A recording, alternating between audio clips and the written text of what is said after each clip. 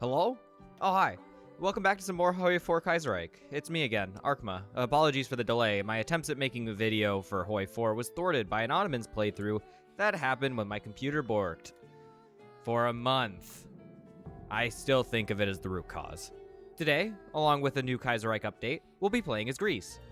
Alright, a quick breakdown. Greece didn't have the best time dealing with World War I, and the years after, having lost Macedonia entirely to the Bulgarians and now being technically split into two. The government has no king, but a good amount of people want one as well, so how that'll shape up is anyone's game. On top of that, the syndicalists want power, so the threat of a civil war is ever present. Our army and economy is really small. We start with some infantry and mountaineers, but we are going to need to be very careful about our manpower, as we don't have too many able-bodied men. We also have very little wiggle room for our production, so we'll be mostly focusing on infantry and artillery. We're going to be extremely defensive, only going for minor encirclements when we can. When the enemy has lost their equipment and an army size equivalent to ours, then we can attempt to push. Our first canonical enemy is Bulgaria, as we get the choice to join with Serbia and Romania to dogpile them. I was initially going to hold Thessalonica, but I realized quickly it wasn't very tenable and it would be better for all of my troops to be on one united front line. The battles in this first war were very touch and go since I was doing my absolute best not to tank my army's manpower and equipment. I eventually found success encircling with the help of the Serbians in the northwest. After a full push eastwards, then north, the Bulgarians eventually surrendered, but they really fought for every inch. With only 14,000 casualties on my side, and a good amount of land that will core over time, the war was a success. With our first major hurdle dealt with, it was time to decide what to do next. Though I wasn't sure what to do about Greece's internal politics yet, I decided that our foreign policy would at least be extremely aggressive. Selecting the path towards the Megali idea allows us to fight our two neighbors, Albania and the Ottomans. This is at the cost of any semblance of stability or political power.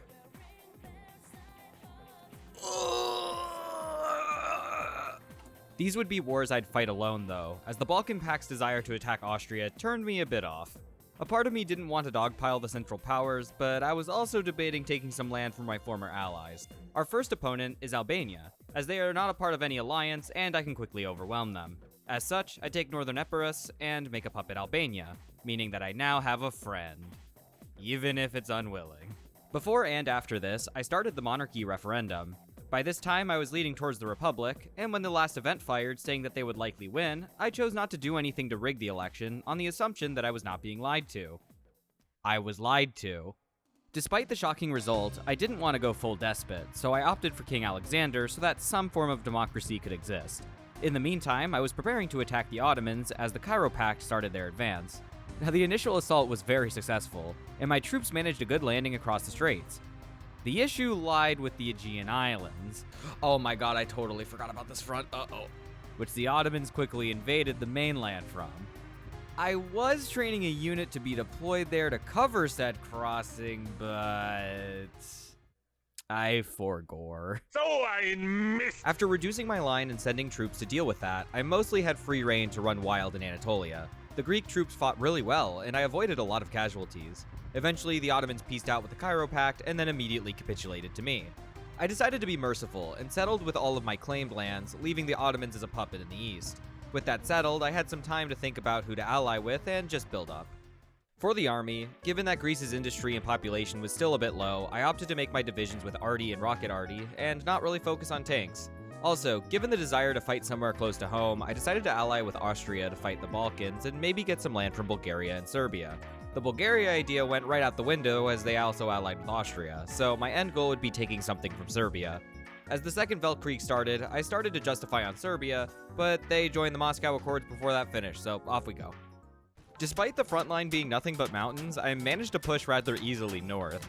As the Serbians neared capitulation, the Romanians joined in, but I didn't do anything there. I realized after zooming out that I actually shared a border with the Russians, and I was not prepared for that. Yeah, Russia had taken Georgia at some point and were barreling through the Ottomans. My small army managed to push in the north before swinging south to reduce the Russians to a single port. Slowly but surely, I managed to complete the encirclement as well as raid any convoys attempting to get out. I then started pushing in the Caucasus, though after Georgia it was very back and forth because I was trying to avoid staying in zero supply areas for very long. So then I mostly waited while the Reichspakt cleared the international and were trying their best in Russia. I did find out in this time that if you elect the agrarians to power, they immediately overthrow the government and peace out of the war, which I did not want, so I reloaded to save and put the liberals and social democrats in charge. Eventually, I managed to get my supply lines working enough to push quite far north, resulting in one heck of an encirclement around Tsaritsyn. With that cleared, I decided to help out in a few other theaters, such as Norway, then northern Russia. At some point, Russia just becomes an attritional nightmare, so I opted to work on a spy agency, that is, the CIB, and made a collab government that eventually ended the war in peace in our time. That's what I would have said if the Third Weltkrieg. Yeah, so before the second one even finished, the Canadians declared war on us. They had helped New England win the American Civil War, as well as winning in India, but what are they gonna do? Nothing. France died early to us, but then we were all just staring at each other. Oh, and we also had to deal with Japan, but I wasn't going over there. Eventually, I tried using my navy that I had a little bit of investment in to allow the Germans to naval invade Canada, but that failed. I then tried helping in the Caribbean, which kinda helped, but I realized I was gonna have to commit to something more tangible. So I built nukes, and I nuked a lot. A lot. That did not help. So then I helped naval invade the island, which did help. Then I naval invaded Canada, which was hard at first, but nukes, tactical nuke inbound, go kinda crazy when you have troops nearby. Also collab governments, that helped a lot. This left only India, and I'm gonna be honest, no amount of nukes in the world were getting me there. Their planes were killing my convoys, and the AI were doing nothing. I managed 2 naval invasions, but my lack of tanks meant that I wasn't able to hold on to it.